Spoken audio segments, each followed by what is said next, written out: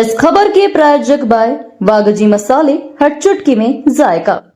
वागजी premix spices. आवेदक अनूप कुमार पटेल पिता भागीरथी पटेल निवासी छत्रपति नगर में राजेंद्रा पेट्रोलियम के अनपत्ति प्रमाण पत्र, संपूर्ण नास्ती और डीलरशिप संबंधित जानकारी आरटीआई के तहत मांगी थी। 13 फरवरी और 13 मार्च 2026 को दाखिल दोनों आवेदकों को सहायक लोक सूचना अधिकारी ने बिना जानकारी दिए वापस कर दिया। अब अनूप कुमार पटेल ने अपर कलेक्टर रीवा से शिकायत कर संबंधित अधिकारी पर कार्रवाई और पेट्रोल पंप के खिलाफ विधिक कार्रवाई की मांग की है। हमने आरटीआई के तहत जानकारी मांगी थी 13/2/2026 को, तो उस पर जानकारी न देकर यह टिप लगा करके आवेदन वापस किया गया कि आपके द्वारा मांगी गई जानकारी स्पष्ट रूप से उल्लिखित नहीं है, अतः मूलतः आवेदन वापस किया जाता है। आप नवीन आवेदन दीजिए स्पष्ट जानकारी लिखकर। तब हमने 13/3/2026 को पुनः एक नवीन आवेदन आरटीआई का हमने प्रस्तुत किया। उसके बाद पुनः टिप लगा करके दिनांक 9/4/2026 को यह लिखते हुए वापस किया गया कि आपके द्वारा मांगी गई जानकारी हमारे यहाँ जमा ही नहीं है या प्रभार में नहीं मिली है और हम इसकी जानकारी की नकल बना पाना संभव नहीं है, हम देना उचित नहीं है। ऐसा करके इन्होंने आरटीआई का आवेदन पुनः हमारा वापस कर दिया गया।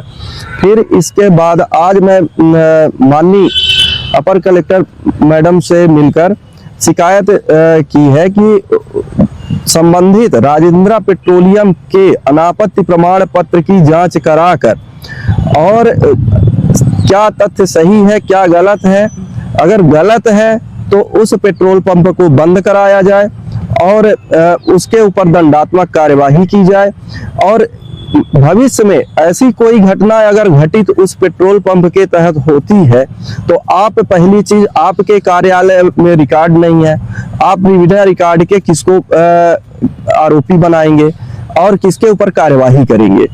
और आए दिन घटनाएं सुनने को मिल रही हैं, आगजनी जगह जगह हो रही, पेट्रोल डालकर आग लगाई जा रही है और भी घटनाएं घटती हैं जैसे पेट्रोल और डीजल में मिलावटखोरी का। कल अगर कार्यवाही आप करती हैं तो किसके ऊपर करेंगी? तो क्या क्या रोक आपका है कि जो पेट्रोल पंप चल रहा है क्या अवैध है? यदि दस्तावेज जिला दंडाधिकारी महोदय के यहाँ उपलब्ध नहीं है तो वो पेट्रोल पंप अवैध ही होगा। अगर अवैध है तो उसे आज 12 वर्षों तक चलने क्यों दिया गया? कहीं ऐसा तो नहीं कि शासन प्रशासन चलवा रहा हो या शासन प्रशासन को गुमराह किया जा रहा हो।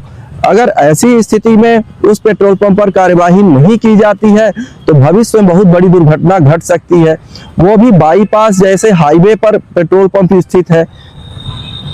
तो यदि कागजात यहाँ नहीं मिल रहे हैं तो कैसे उस पर पेट्रोल टंकी को पेट्रोल मिल रहा है? यही सबसे बड़ा हमारा सवाल है कि बिना अनापत्ति प्रमाण पत्र के सप्लाई ही नहीं मिलती है, तो इसको सप्लाई कैसे मिल रही है? अगर मिल रही है तो कहां से मिल रही है? इस पर कितने लोग शामिल हैं? क्या आपने तेल कंपनियों से संपर्क किया? मैंने तेल कंपनियों से संपर्क किया था, लेकिन वो बोले कि आप जाकर कलेक्ट्रेट से आप जानकारी लें।